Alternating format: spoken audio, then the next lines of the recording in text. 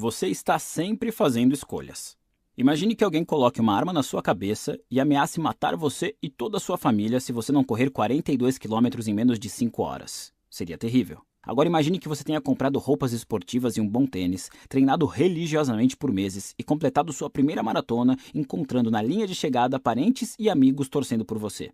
Poderia ser um dos seus grandes momentos, o de maior orgulho da sua vida. Exatamente os mesmos 42 quilômetros. Exatamente a mesma pessoa correndo essa distância. Exatamente a mesma dor, nas mesmas pernas. Mas quando você escolhe determinado desafio por livre e espontânea vontade e se prepara para isso, o evento se torna um marco glorioso na sua vida. Se é forçado, no entanto, pode ser uma das experiências mais apavorantes e dolorosas imagináveis. Muitas vezes, a única diferença entre um evento doloroso e um poderoso é a sensação de que escolhemos passar por aquilo, de que somos responsáveis pelo nosso destino. Se você está infeliz na situação atual, é provável que tenha a sensação de que o problema está, ao menos em parte, fora de controle, de que você não tem como resolvê-lo, de que aquilo lhe foi imposto, sem possibilidade de escolha. Quando acreditamos ter escolhido nossos problemas, nos sentimos empoderados. O oposto acontece quando achamos que eles nos foram impostos, nos sentimos vitimados e infelizes.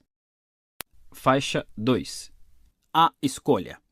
William James tinha problemas sérios. Embora pertencesse a uma família rica e importante, desde o nascimento, William enfrentava complicações de saúde que ameaçavam sua sobrevivência. Um problema oftalmológico que o deixou temporariamente cego na infância, um terrível mal digestivo que lhe causava vômitos constantes e o forçou a adotar uma dieta absurdamente específica, deficiências auditivas, espasmos tão violentos nas costas que passava dias sem conseguir se levantar ou mesmo se sentar. Em virtude da saúde frágil, William James passava a maior parte do tempo em casa. Quase não tinha amigos e se saía mal na escola. Passava os dias pintando. A arte era a única atividade que lhe agradava e também a única em que se considerava bom. Infelizmente, só ele achava isso. Ninguém comprava seu trabalho, mesmo quando William já chegara à idade adulta. Com o passar dos anos, seu pai, um empresário rico, começou a ridicularizá-lo pela preguiça e a falta de habilidades. Enquanto isso, o irmão mais novo, Henry James, se tornou um escritor reconhecido mundialmente. A irmã,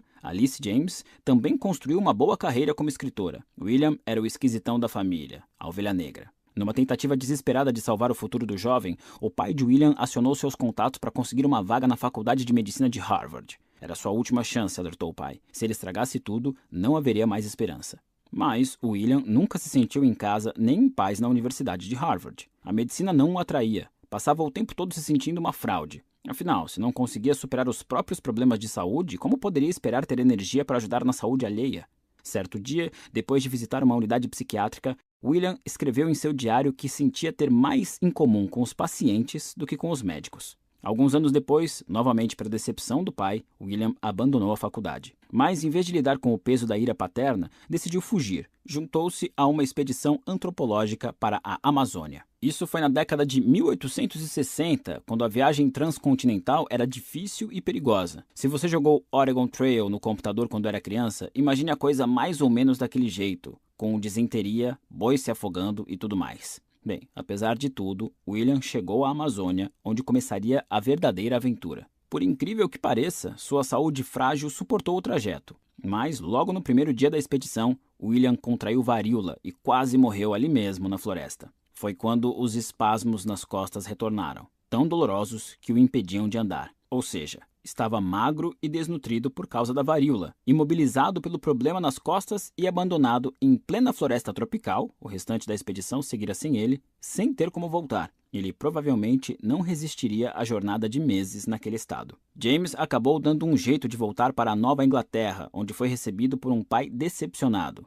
mais do que antes. A essa altura, já não era mais tão jovem, tinha quase 30 anos. Ainda estava desempregado, tinha fracassado em tudo que tentara realizar e estava preso a um corpo pouco confiável que não tinha muitas chances de melhorar. Apesar das vantagens e oportunidades que tivera na vida, tudo dera errado. As únicas constantes pareciam ser o sofrimento e a decepção. William James caiu em depressão profunda e começou a pensar em suicídio. Certa noite, quando lia um texto do filósofo Charles Peirce, William decidiu fazer um pequeno experimento. No diário, escreveu que passaria um ano acreditando ser 100% responsável por tudo que ocorria em sua vida, fosse o que fosse. Durante esse período, ele faria tudo o que estivesse ao seu alcance para mudar sua situação, mesmo que as chances de dar certo parecessem nulas. Se nada melhorasse naquele ano, ficaria claro que ele realmente era impotente diante das circunstâncias da vida, e diante disso, William James se mataria. O resultado? William James se tornou o pai da psicologia norte-americana. Sua obra foi traduzida para uma cacetada de idiomas, e ele é considerado um dos intelectuais, filósofos, psicólogos mais influentes de sua geração. Posteriormente, ele se tornou professor de Harvard e cruzou os Estados Unidos e Europa dando palestras. Casou-se e teve 5 filhos, um dos quais, Henry, foi um famoso biógrafo e ganhou o prêmio Pulitzer. William James chegou a se referir ao pequeno experimento como seu renascimento, a causa de tudo o que conquistara na vida. Existe uma percepção simples que permite todo tipo de melhora e crescimento pessoal. A de que nós, individualmente, somos responsáveis por nossa vida como um todo, sejam quais forem as circunstâncias externas. Nem sempre dá para controlar o que acontece conosco, mas sempre podemos definir nossa interpretação dos acontecimentos e nossa reação a eles. Tendo ou não essa consciência, sempre somos responsáveis pelo caminho que tomamos. É impossível não ser. Não interpretar conscientemente os acontecimentos já é uma interpretação. Não reagir aos acontecimentos já é uma reação. Mesmo que você seja atropelado por uma carrocinha de pipoca e um monte de crianças ria da sua cara, ainda é sua responsabilidade interpretar o significado disso e escolher como reagir. Gostemos disso ou não, estamos sempre assumindo um papel ativo no que acontece conosco e dentro de nós. Estamos sempre atribuindo significados a momentos e eventos. Sempre escolhemos ou reafirmamos os valores que norteiam nossos atos e os parâmetros segundo os quais avaliamos tudo o que nos acontece. Muitas das circunstâncias dependem unicamente do parâmetro de avaliação, não sendo intrinsecamente boas ou ruins. A questão é, estamos escolhendo sempre, de modo consciente ou não? Sempre. Isso tem íntima relação com o fato de que é impossível não se importar com coisa alguma. Mesmo não se importar com nada ainda é se importar com alguma coisa. A pergunta que nos cabe fazer é: eu escolho me importar com o quê? Escolho basear minhas ações em quais valores? Escolho avaliar minha vida segundo quais parâmetros? E será que eu escolhi parâmetros bons? Bons parâmetros e bons valores? Faixa 3. A falácia da responsabilidade-culpa. Anos atrás, quando eu era bem mais jovem e bem mais idiota, publiquei um post no meu blog que se encerrava mais ou menos assim. É como disse um grande filósofo, com grandes poderes vem grandes responsabilidades. Achei que soava legal, marcante. Embora eu não conseguisse lembrar quem era o autor da frase e minha pesquisa no Google tivesse sido infrutífera, eu postei mesmo assim. A frase era perfeita para o post. Uns 10 minutos depois chegou o primeiro comentário. Acho que esse grande filósofo é o tio Ben do Homem-Aranha. Como disse outro grande filósofo, putz, com grandes poderes vem grandes responsabilidades. São as últimas palavras do tio Ben logo antes de morrer pelas mãos de um bandido que Peter Parker deixa escapar. Ben morre, caído no meio da rua cheia de gente passando para lá e para cá, sem a menor razão de ser. Ben, o grande filósofo. Todo mundo já ouviu essa frase. Ela é muito repetida, em geral com ironia, depois de umas 7 cervejas. Uma daquelas citações perfeitas que parece muito inteligente, mas que basicamente só está dizendo algo que você já sabe, mesmo que nunca tenha pensado no assunto. Com grandes poderes, vem grandes responsabilidades. É verdade, mas existe uma versão melhor dessa frase que é realmente profunda. Basta trocar os substantivos de lugar. Com grandes responsabilidades, vem grandes poderes. À medida que assumimos a responsabilidade por nossa vida, mais poder adquirimos para mudá-la. Assim, aceitar-se responsável é o primeiro passo para resolver seus problemas. Um conhecido meu estava convencido de que não arranjava namorada porque era baixo demais. O cara era culto, interessante e bonito. Um bom partido, em teoria. Mas estava resolutamente convencido de que era desprezado pelas mulheres por ser muito pequeno. E como ele se julgava baixo demais, não saía muito. Nas poucas vezes que criava coragem e conversava com alguém, ficava atento aos menores indícios de rejeição à sua aparência física, e depois se convencia de que a mulher em questão não tinha gostado dele. Como é de se imaginar, a vida amorosa do cara era um marasmo. O que esse sujeito não percebia era que ele tinha escolhido o valor que o prejudicava. A altura. Na cabeça dele, ser alto era imprescindível para impressionar as mulheres. Não tinha jeito, ele estava ferrado. O valor que ele escolheu lhe tirava o poder e o colocava numa situação péssima. Não ser autossuficiente num mundo feito, na visão dele, para pessoas altas. Ele poderia ter adotado valores muito melhores para guiar sua vida amorosa. Só vou sair com mulheres que gostem de mim como eu sou. Seria um bom ponto de partida, pois se baseia em valores como honestidade e aceitação. Mas ele preferiu outro caminho. Provavelmente nem percebia que estava escolhendo um valor. Não sabia sequer que podia escolher. Mesmo sem perceber, ele era responsável pelos próprios problemas. Mesmo assim, continuava a reclamar. Mas eu não tenho escolha, dizia o barman. Não tem nada que eu possa fazer, as mulheres são superficiais, nunca vão gostar de mim. Sim, se um cara de pensamento limitado, mergulhado na autopiedade e que age de acordo com os valores de merda sofre rejeição, é culpa de todas as mulheres. Óbvio.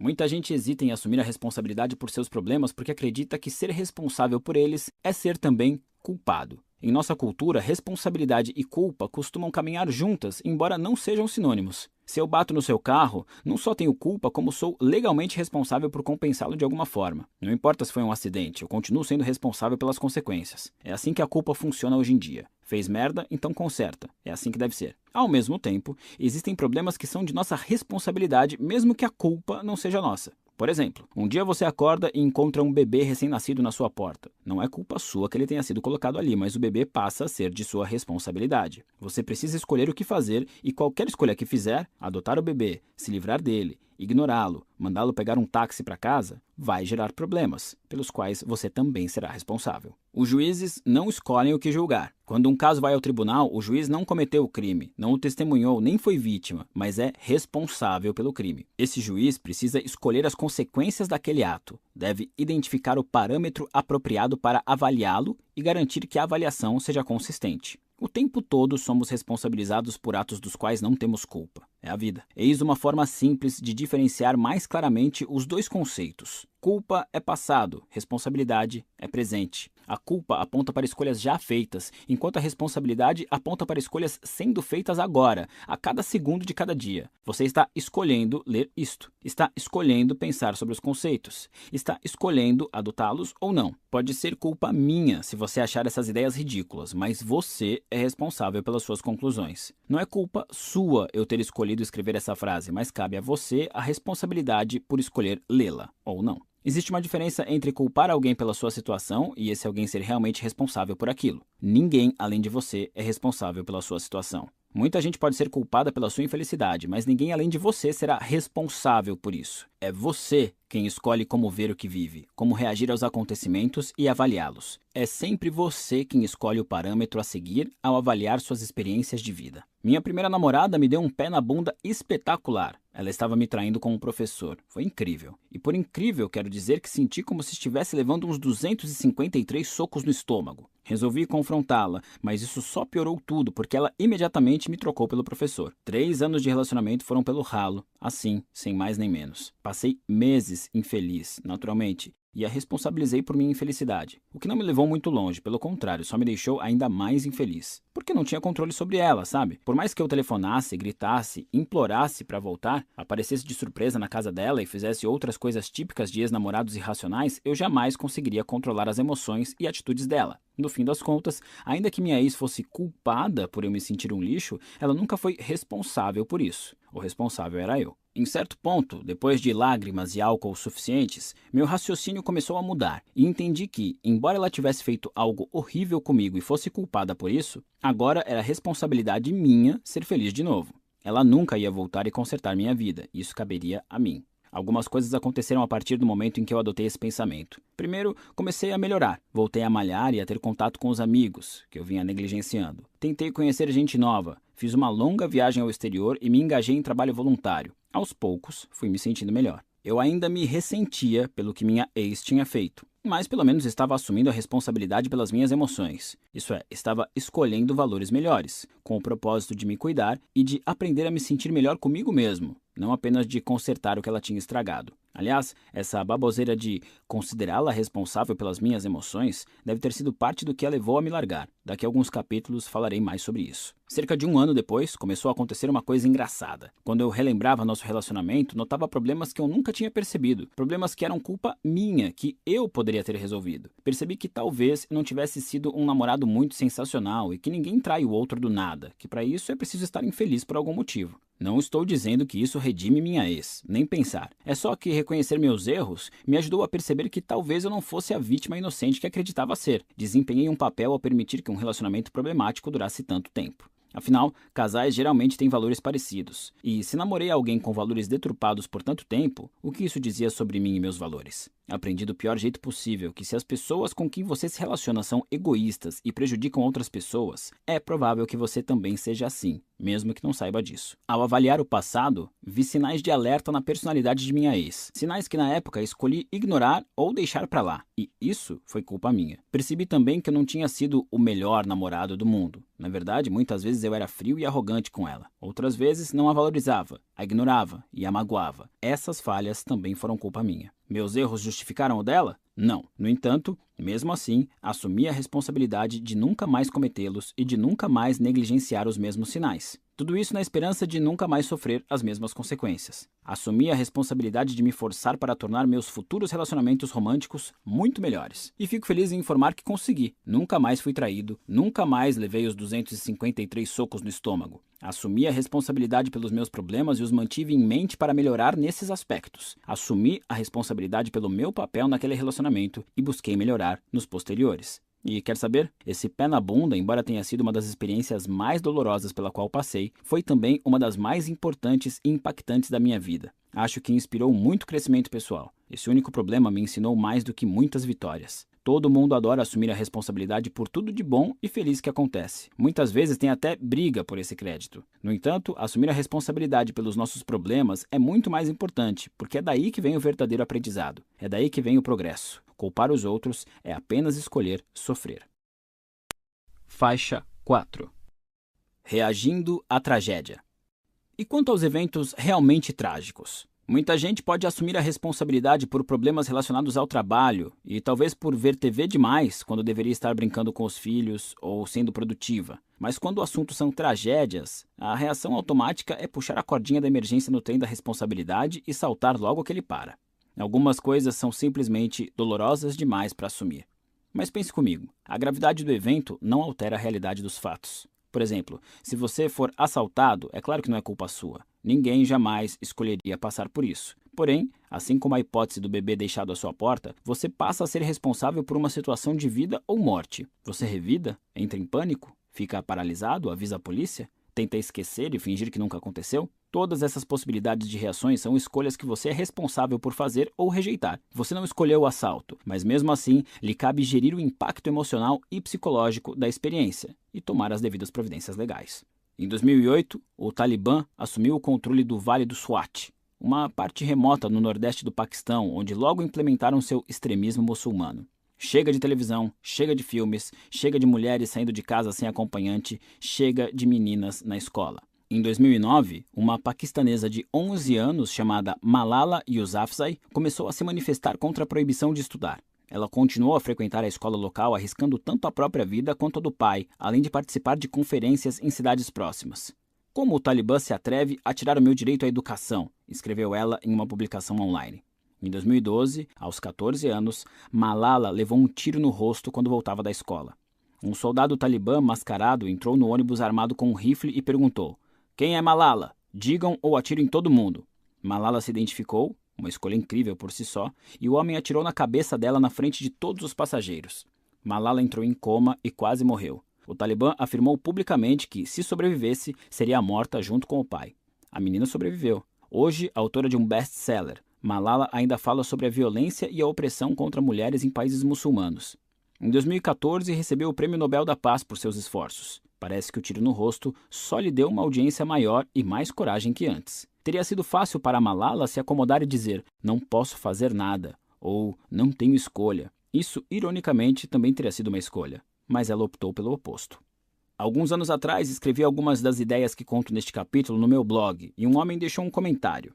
Ele disse que eu era vazio e superficial, acrescentando que eu não tinha real compreensão dos problemas da vida ou da responsabilidade humana. Disse que tinha perdido um filho havia pouco, num acidente de carro, e me acusou de não saber o que era a verdadeira dor, me rotulando de idiota por sugerir que ele era responsável pela dor de perder um filho. Estava na cara que aquele homem tinha passado por uma dor muito maior do que a maioria das pessoas enfrenta na vida. Ele não escolheu a morte do filho, não tinha culpa por tal desgraça. A responsabilidade de lidar com a perda lhe foi imposta, embora fosse clara e compreensivelmente indesejável.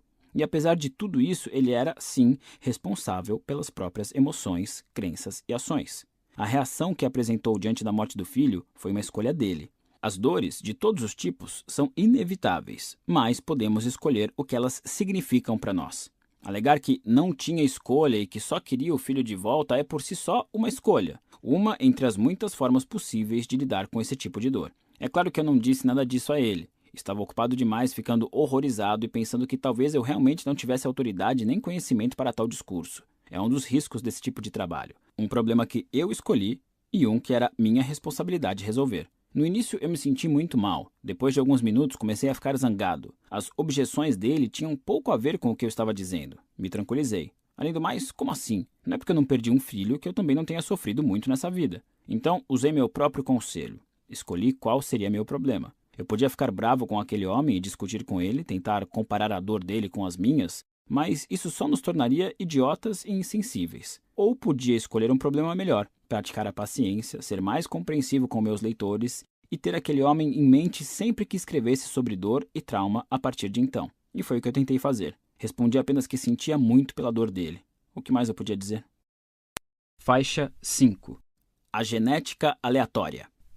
Em 2013, a BBC reuniu meia dúzia de adolescentes com transtorno obsessivo-compulsivo, TOC, e os acompanhou durante terapias intensivas que os ajudaram a superar seus pensamentos indesejáveis e comportamentos repetitivos. Entre eles estava Imogen, uma garota de 17 anos que tinha uma necessidade compulsiva de tocar todas as superfícies pelas quais passava. Se não fizesse isso, era dominada por pensamentos horríveis sobre a morte de sua família. Havia também Josh, que precisava fazer tudo com os dois lados do corpo. Apertar a mão de uma pessoa com a mão direita e a esquerda, comer com ambas as mãos, passar por uma porta com os dois pés e assim por diante. Se não igualasse os lados, ele sofria graves ataques de pânico. Já Jack tinha a clássica fobia de germes, por isso se recusava a sair de casa sem luvas. Fervia água para beber e se negava a comer qualquer coisa que não tivesse sido lavada e preparada por ele mesmo.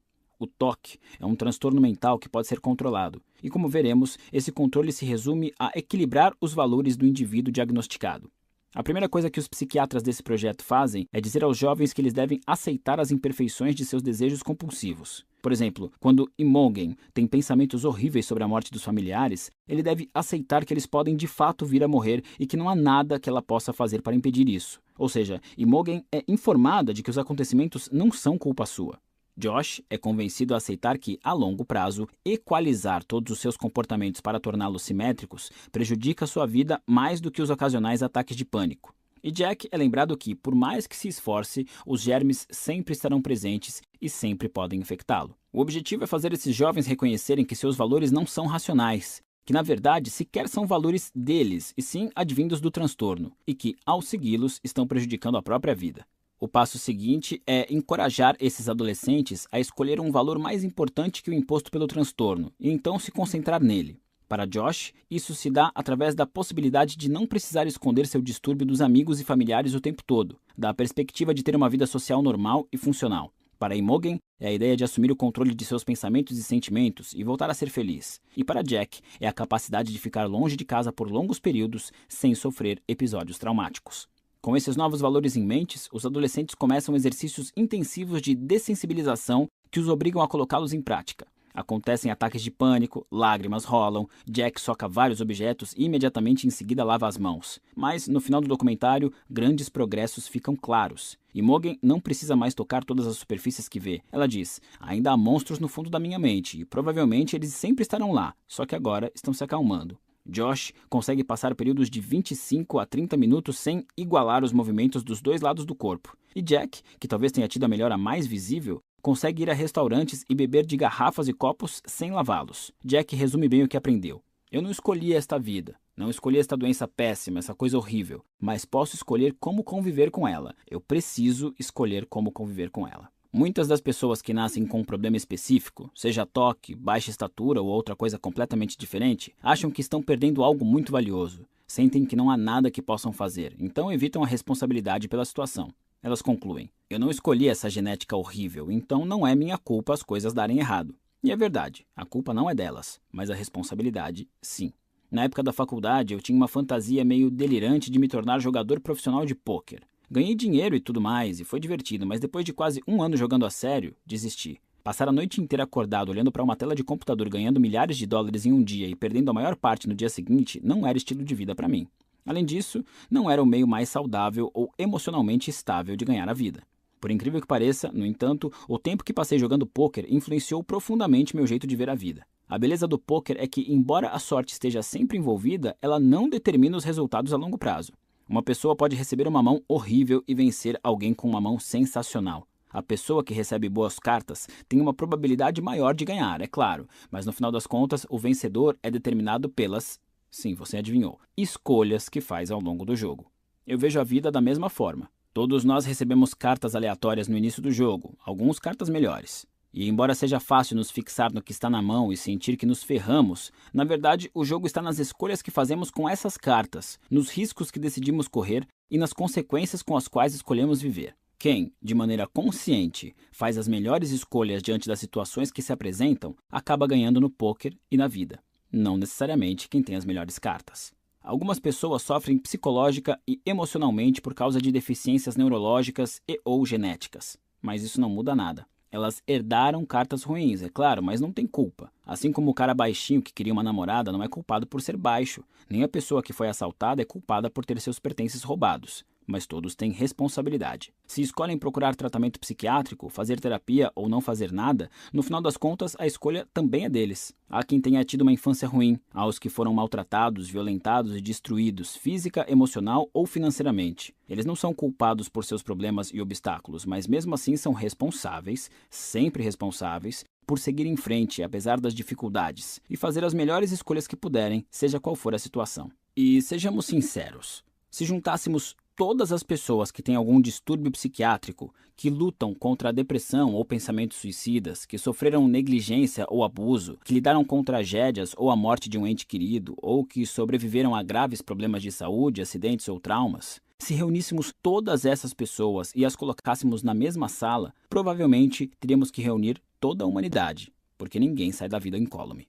Algumas pessoas têm problemas piores que a maioria, é claro. Algumas se tornam vítimas dos incidentes mais terríveis. Por mais que isso nos entristeça e perturbe, é preciso lembrar que, no final das contas, não muda nada em relação à equação de responsabilidade sobre nossa situação individual.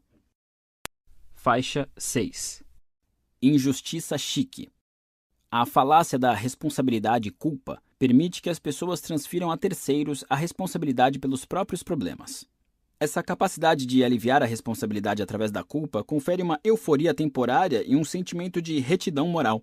Infelizmente, um dos efeitos colaterais da internet e das redes sociais foi ter tornado mais fácil do que nunca empurrar a responsabilidade, até mesmo das infrações mais ínfimas, para outro grupo ou pessoa. Na verdade, esse tipo de jogo público de culpa-vergonha se tornou popular. Em certos grupos, é até atrativo, admirável. Nas redes sociais, o compartilhamento público de injustiças atrai muito mais atenção e reações emocionais que a maioria dos outros eventos, recompensando com uma quantidade crescente de atenção e simpatia gratuita aqueles que se sentem perpetuamente vitimados. A injustiça chique está na moda em todos os cantos da sociedade hoje em dia, entre ricos e pobres. Na verdade, esta pode ser a primeira vez na história da humanidade em que todos os grupos demográficos se sentem injustamente vitimados ao mesmo tempo. E todos aproveitam a euforia da indignação moral que vem junto.